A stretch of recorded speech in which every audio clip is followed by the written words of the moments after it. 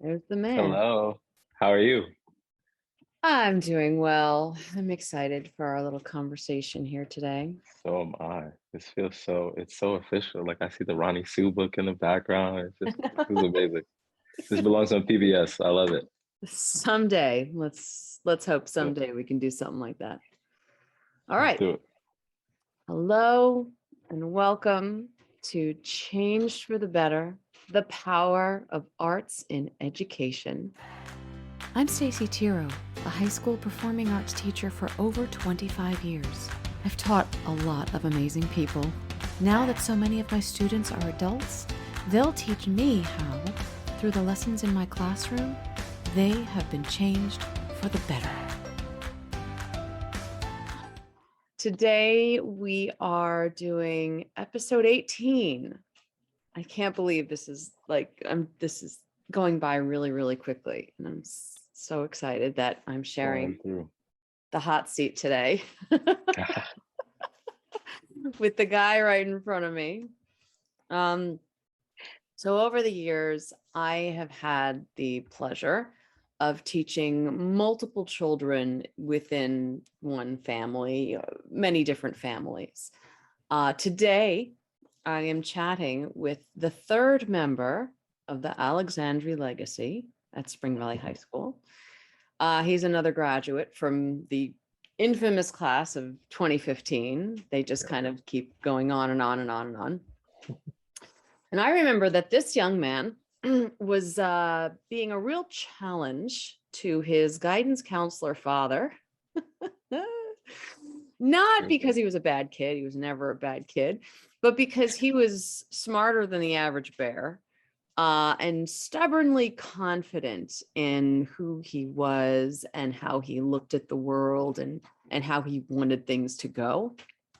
So there was certainly friction between the two men, but I enjoyed having the son in our Thespian family where those big giant brains and confidence were a huge benefit to Thespians and our program, our family.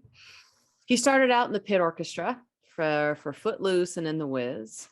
And he sort of watched his older brother and sister, do their thing on the stage. Then he moved to backstage crew for In the Heights. And he was like watching everything from behind the scenes, and his older brother and sister had graduated and moved on from there. And finally, he decided to step on the stage as Big Deal in West Side Story. And this tall, lanky kid with zero performance experience learned the essence of fake it till you make it with Jerome Robbins choreography. It's just like the whole experience was totally insane. After graduation, he received his associate's degree in English at Rockland Community College, right up the road. And then he moved on to the University of Albany, where his older sister went, where Tendrina went, for emergency preparedness, homeland security, and cybersecurity. That's a mouthful. Today, he's a senior branch manager at Trustco Bank. And now he's setting his sights onto bigger things like law school. That's like the next path, which is totally within the realm of reason and understandability for this guy. And whatever concerns that his dad once may have had have quickly melted away. He is something to be proud of. So with that, I will ask you the first question, which is, what is your name, the year you graduated, and tell me a little bit more about what you do right now. Hi, everyone. I'm Kinsley. I graduated from Spring Valley High School in 2015, which seems like ages ago.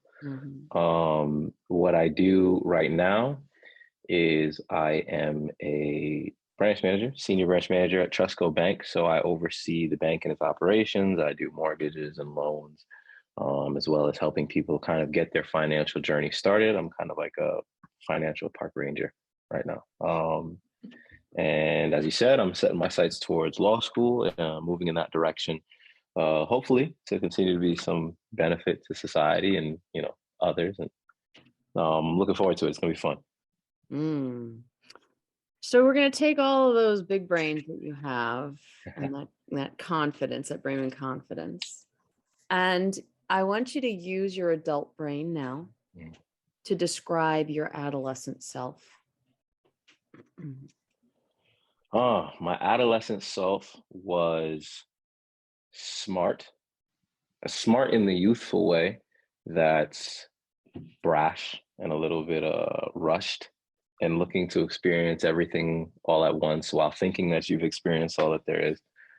um, I was very energetic and very smart, but sometimes I didn't necessarily lead with that intelligence. Sometimes I led with other things that were happening, maybe emotionally or circumstantially, that would inform my decision a lot more than my thinking would.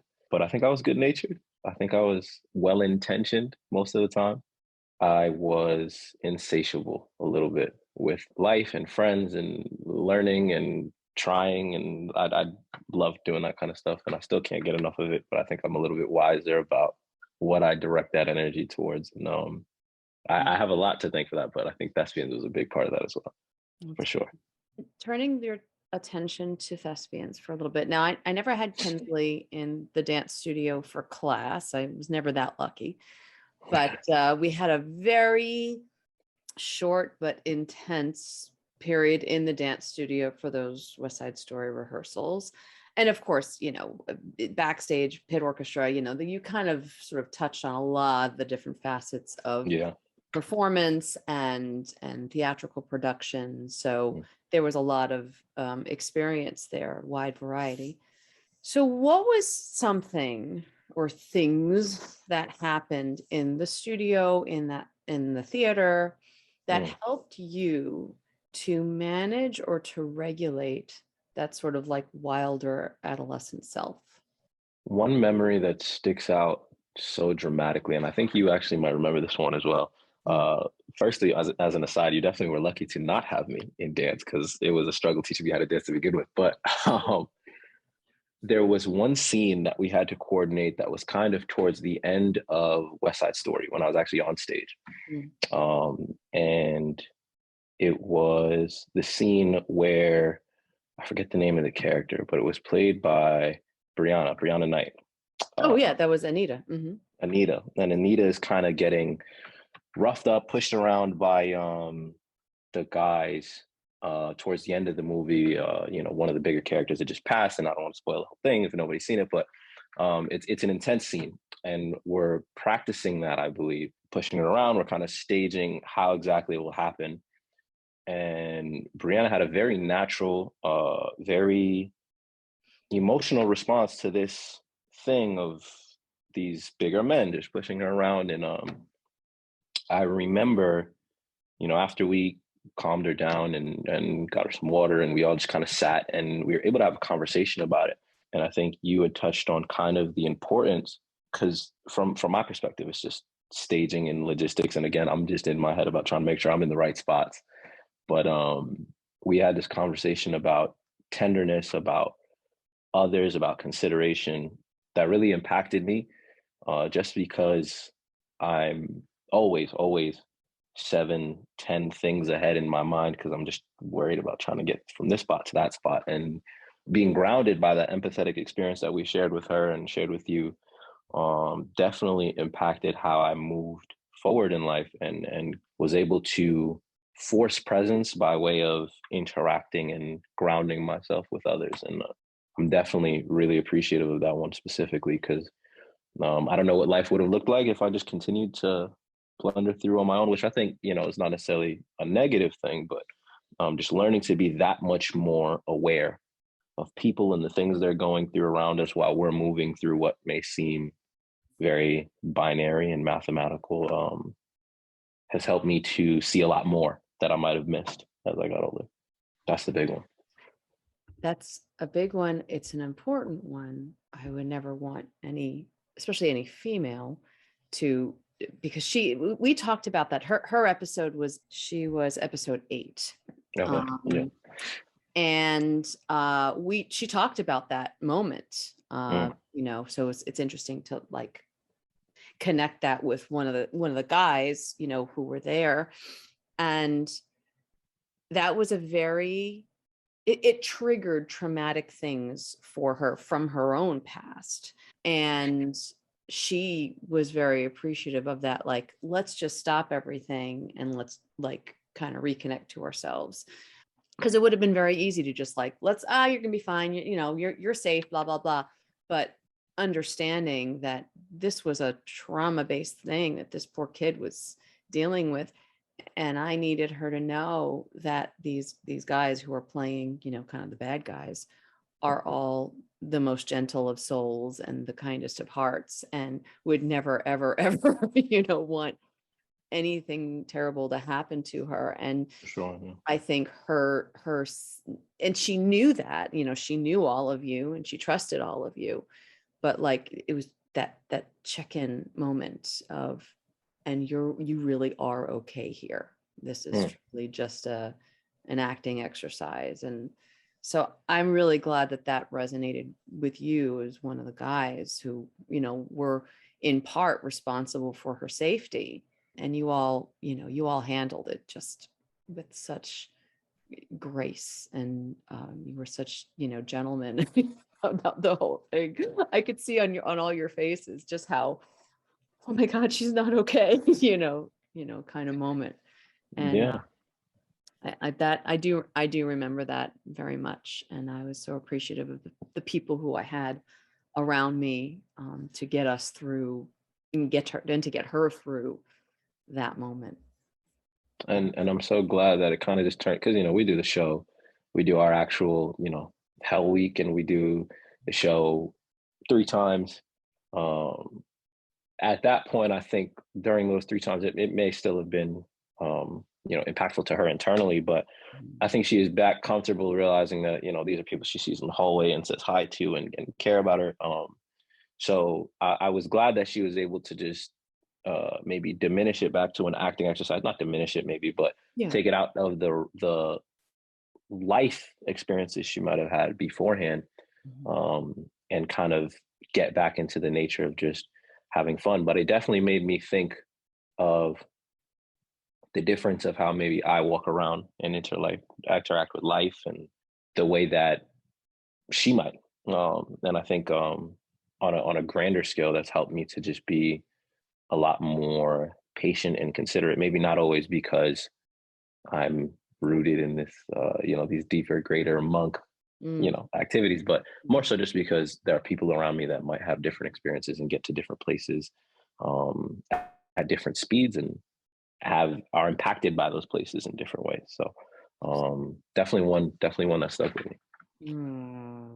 I'm so happy that you brought that up. What were some of the lessons that you learned in those experiences, not just that single one, just across the board, because you were there for 4 years? Yeah. What are some of the lessons that you learned that you think about or might use today as the adult version of yourself? This one is kind of counterintuitive, but never get caught up in the doing. Mr. Perez was our conductor for The Wiz. And sometimes instead of, and it always worked out that it was perfectly timed and things like that, but sometimes you would catch him just kind of watching what's happening on stage and getting kind of absorbed into the greatness that's, you know, Amber and Elijah and Victor and everybody who's playing the parts. And he's kind of just mesmerized by what's actually happening, and then he kind of like wakes up and gets ready to, you know, and it's great because, you know, again, I'm very, as a kid, very concerned about doing the right things, you know, as opposed to just doing things and learning through them. I was way too absorbed in like making sure I'm playing the right note at the right time, this, that, and third, and those things are important, but kind of enjoying a journey so much as the goal was something that I learned from watching Perez. He just was always present, and I think he had a real appreciation for what we were able to do as high schoolers and things like that. He treated us like professionals, and that was another big thing. Treat everyone that you meet with that respect and that level of intelligence and that level of capability and responsibility. That was another huge one. He was just so great at that. Another big lesson was how important the energy that you feed off of and, receive and also give to those in your life is. I think if there had been a different group of guys to do what we did for West Side Story, it would have been great in a different way. But the reason it was so impactful to me is because our two leads were Elijah and Manny, and then Dwayne and Dion and myself were able, just off of how familiar with each other, Victor, just off of how familiar we are with each other, it was so easy to just go through it and feed off of the energy of the guys and just really enjoy it. I had been on the fence about doing a show. I was actually against it. I had been talked into it by Dwayne and Dion to trying out. And I enjoyed it so much because it was really just an opportunity for all of us to kind of just express together and coalesce around this thing of having fun and putting on a show for others. And I just remember dapping each other up or giving each other our little handshakes before it started and just being like, okay, here we go. It's another one. It's another one. And I think the show we did for the kids, I think it was Chestnut.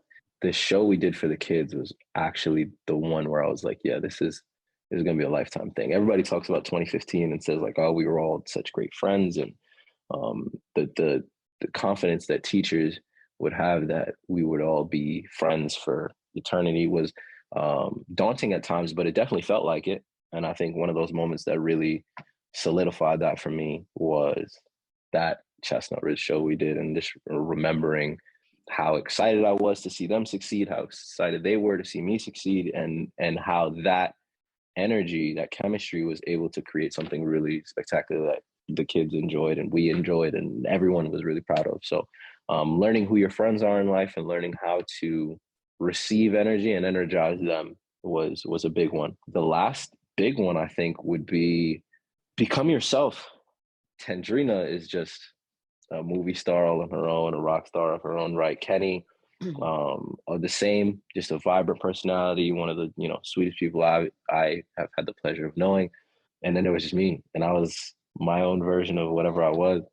But I think I came into high school with the inclination kind of that I didn't really voice to anybody, but I have to be different from these two because I came in and I look like Kenny. I have his face, and I'm Tendrina's little brother, so that's gonna be how people know me. But I've got to be myself. And you're Danae's son too. And I'm Danae's son, so it's there's so many different little facets of familiarity people have with me through them, and I appreciate that. I get the benefit of the doubt of their reputations of how bold and honest and true Tendrina is, of how kind and considerate Kenny is, and people know that we come from that vein, so they know that I'm well intentioned and I'm going to have that respect level for them. But it speaks to my dad's parenting. But I had to learn what my imprint was going to be.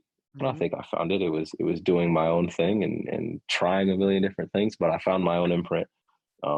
And I think that's the biggest thing that I walk away with, is just kind of walking into spaces that may be intimidating or have a preconceived expectation of who I might be or how I might act, and not really feeding into that, and more so feeding into the good parts of that, but also letting my personality and my own experiences blossom through being in those places. What happened, I actually didn't get on stage because I was like, if I get on stage, I was thinking about it freshman year when we did Footloose, but I was like, if I get on stage, people are going to think I'm Tendrina. And I didn't want to. So, which is a ridiculous thing to think, but it's the way a 14-year-old's mind works. Sure. And by senior year, I was able to do it in, again, my own way with my friends and in a way that was just extremely impactful on me and my experience in high school. I'm glad that I did it before I left, for sure. I am too. Very much so. When I think of the three of you, I'm all smiles. You each bring a different, facet to my life, to my experience. And then and now, both we're still connected, and we're planning a summer dinner together. I'm excited. I know. I'm excited. There will be food and there will be cookies. There will be cookies, yeah. Okay, let's move on to, this is question number 5. So how have you changed since you graduated high school?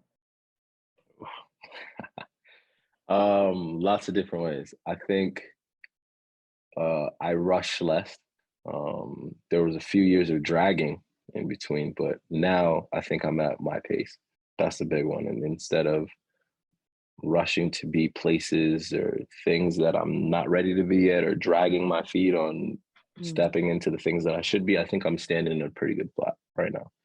The way that I think about myself and the future has definitely changed. It's tempered a little bit. That stubbornness is starting to diminish. It's not going all the way, but it's It's who there. you are. It's okay. Is part of it. I think the biggest change is, again, just going back to that awareness of others, that desire to connect in ways that are meaningful and impactful for them as much as it is for me was there. But I think I found the adult way of doing it, the matured way to step in and step out and attach and disconnect, and all of that, balancing it, I think has become better than ever. I think that's where I'm It really is interesting how, where I'm talking to you now, let's see, 7 years after you graduated. at. Jeez. And of course, there's 4 years of high school, right? So there's Yeah. 4 years of that sort of adolescent development, and it continues on. And it's really amazing how the brain maturity piece Mm.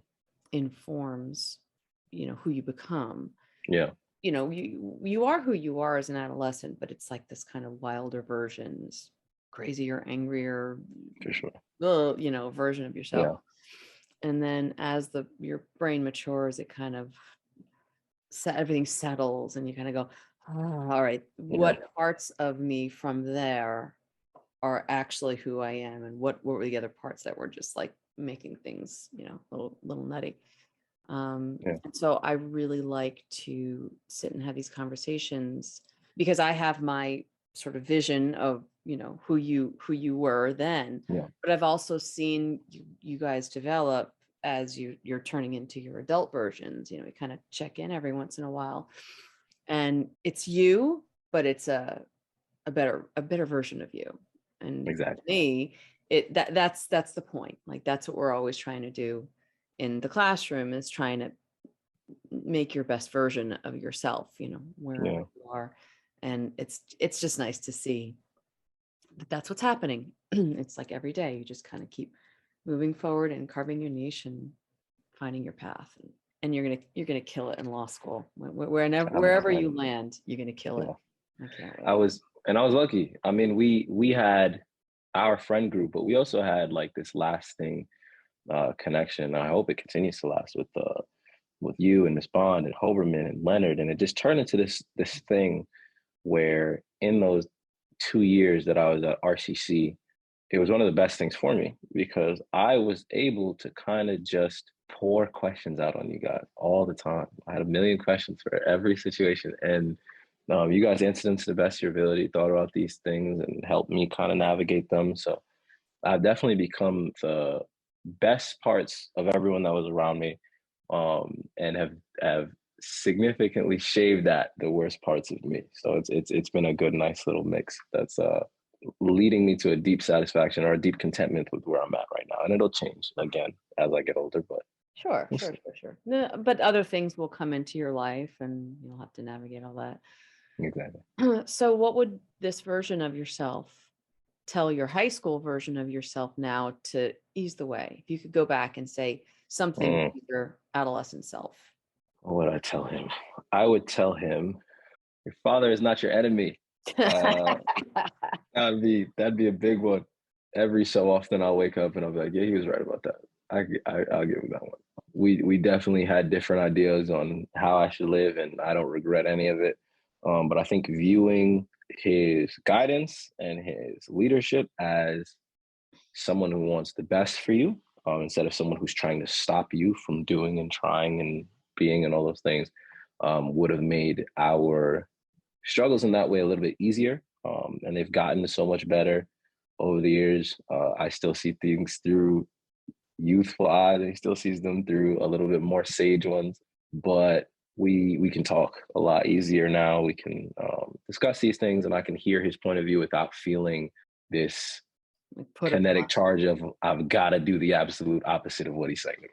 So um, that's definitely going. Just slow down. Slow down would be a good one. Just let it, let things develop.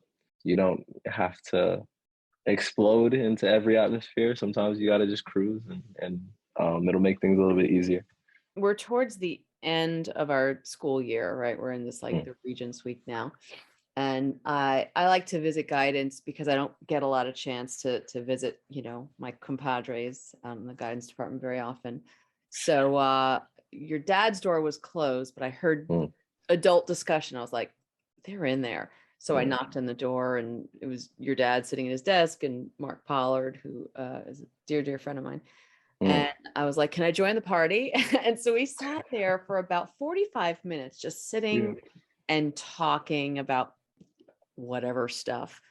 And I kept looking at your dad, and I was like, God, that's Kinsley. Like, that is the bone structure and the mannerisms and the facial expressions. I was like, that is Kinsley. No wonder why they just butted heads all the time. It's like they're like the same guy, but years and years apart. It's crazy. I ran as far from his mannerisms and his face, because I've always been the one that looked the most like him, according to people. I think Tendrina and I have always been said to look the most like him.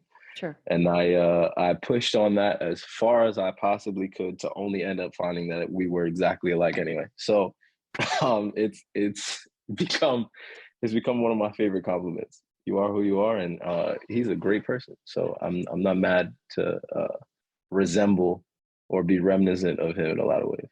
Yes, he is a great guy, and he's definitely helped a ton of kids in so many ways. He's very, very, very good at what he does. Let's move from the adolescent guy to the adult guy. Yeah. What's something that you're grappling with now?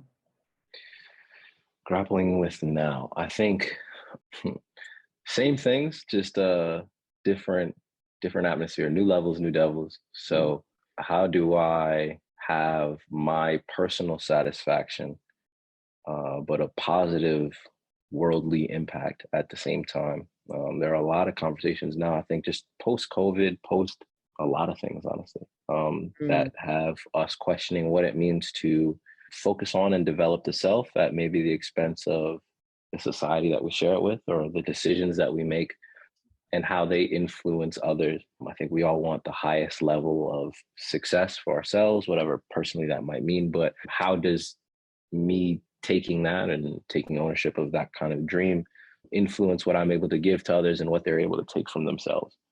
I think that is always going to be the bigger question for me, because I don't want to be unaware of what's happening around me or who's needing what or who's suffering. But at the same time, I do have that very ambitious, very competitive, very aggressive drive to do what it is that I want for me. So today, that means just taking it 24 hours at a time. Someone asked me most recently, can you guarantee that you're able to do this job, this thing for the next 10 years? I said, I don't know, but I can guarantee that I can do it for the next 24 hours, and then try again 24 hours later and just keep doing it that way. And I think I just set out to make the next 24 hopefully as impactful for me and for everyone else as it will the last 24, and take it day by day. I think that's the big one. Life is definitely about balancing the immediate now with where are we going, and not getting too wrapped up in either one for too long a period of time. Like, you do have to think about, where do I want to go? What's the thing that I want to do for the longer period of time? Yeah. And you can't lose sight of where you are. And is what you're doing now working for you now? That's adulting 101. Congratulations. I don't think I'm ever going to graduate 101, but hopefully we'll get past this class. Anybody does. Yeah, and like it's funny because energy is different than it is when you're 15 or 16 or whatever. Sure. A friend of mine made a joke the other day. We both got home from work and we were supposed to go and, get a bite to eat after work together, but we were both just so tired. And he texts me and he goes, can you imagine that people have to make dinner for kids after this? Because it's just like you work and then you go home and then you have to prep for your next day and their next day and all these kind of things. And it's just funny to think about that, the responsibility of you little humans that other people might have, and balancing again what's good for me, what's good for my future, what's good for them, what's good for their future, and what's good for all of us and all of our futures. It's a juggling act. I'm not ready for that juggling act, but I respect anybody who can do it. So, and that's what Dene has been doing for 20 for a some very years. long time with 4 distinct personalities and a wife. So it's true, because there's a fourth Alexandre child, yeah, but Mara, she did not go through Spring Valley, much to my dismay. I was like, all right, come on, Dene. We're like, one. Where's the next one? He's like, yeah, she's not coming. About that. No. So someday I will meet this girl and see Yes. what wonderful things she's doing. And you'll be amazed. You definitely will be amazed. I'm certain, because the three of you amaze me like every single day. So now tell me one thing. This is a 2-part question. Gotcha. Tell me one thing that you miss about your high school self. One thing that's gotten better since you graduated. And my high school self was my battery. Somehow we were in honor societies, AP classes, and tennis, and Thespians, and Key Club, and everything else, and all of it was equally exciting. But I didn't really end a day ever feeling tired.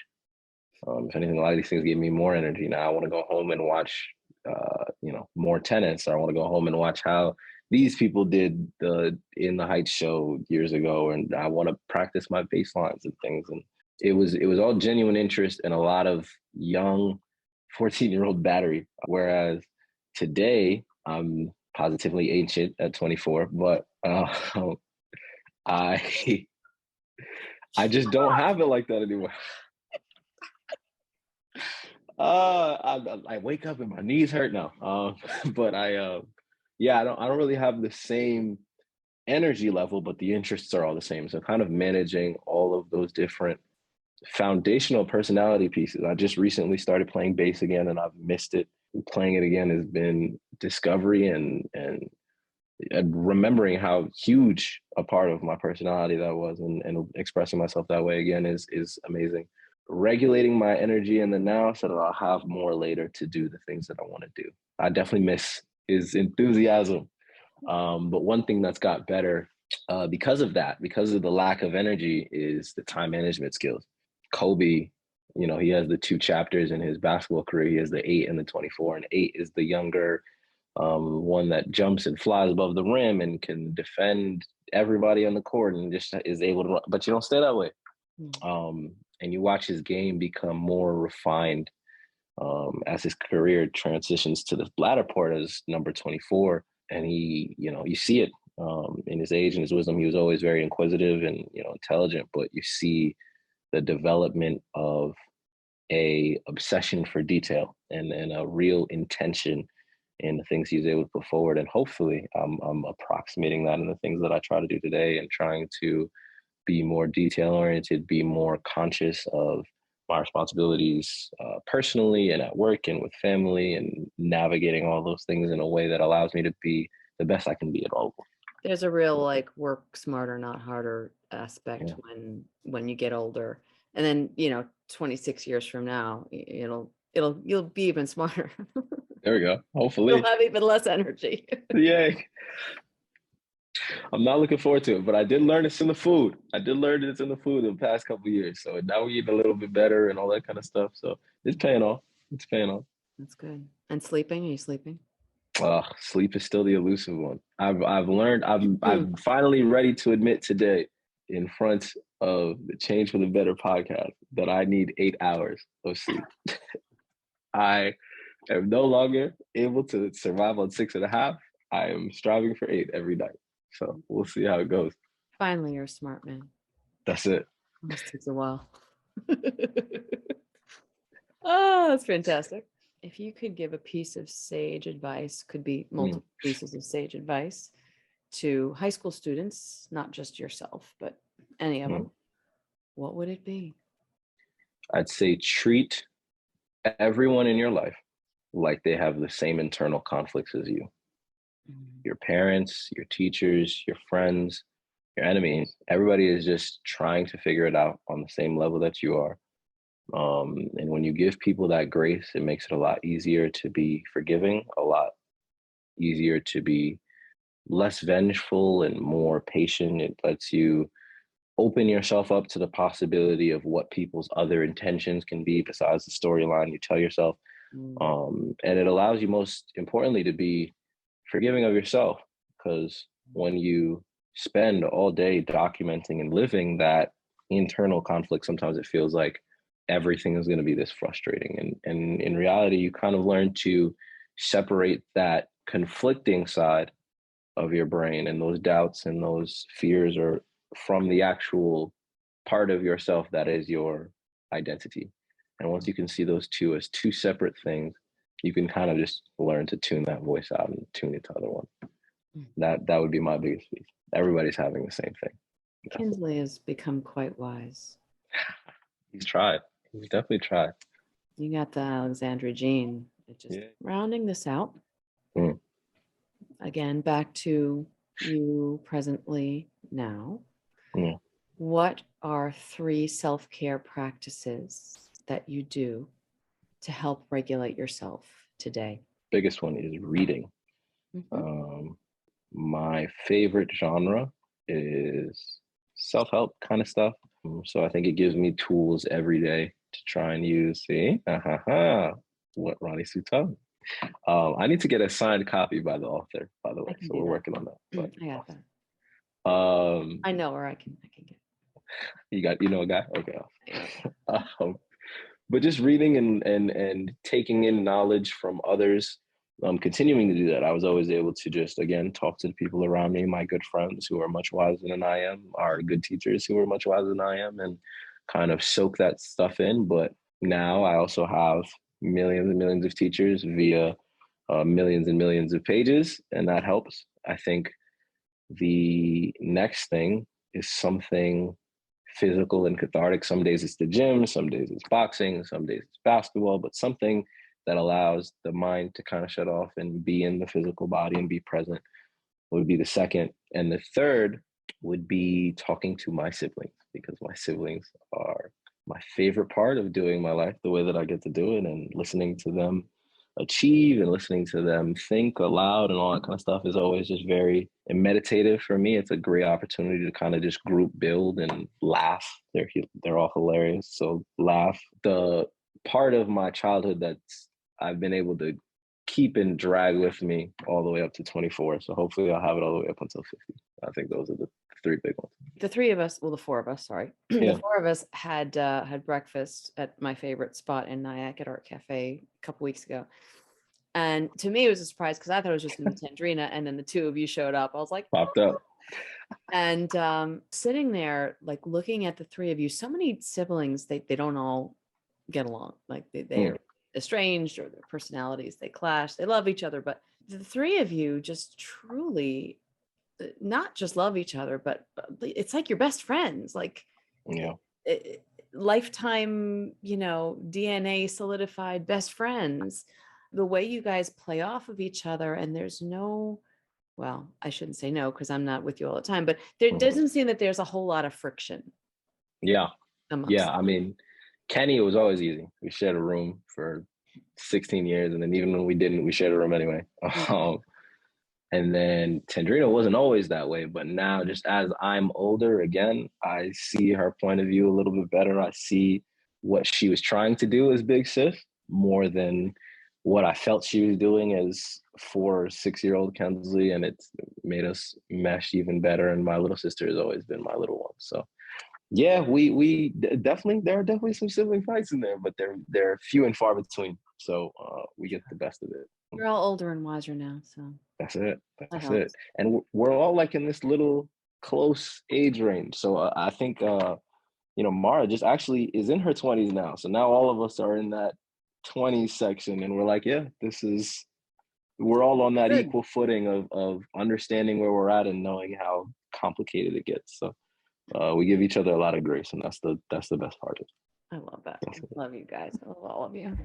And I love Mara too. I Love you have to too. now. Trust me, she's excited. It's gonna happen soon. It's gonna happen soon. Cool. Well, we have reached the end of our little chat about high school and adulting, growing into ourselves. I have to thank you so much, Kinsley, for rounding out the Alexandria experience in high school and here. Tune in next week for episode 19 to Change for the Better, the Power of Arts in Education. Thank you for having me. Love it. Yeah. We did it.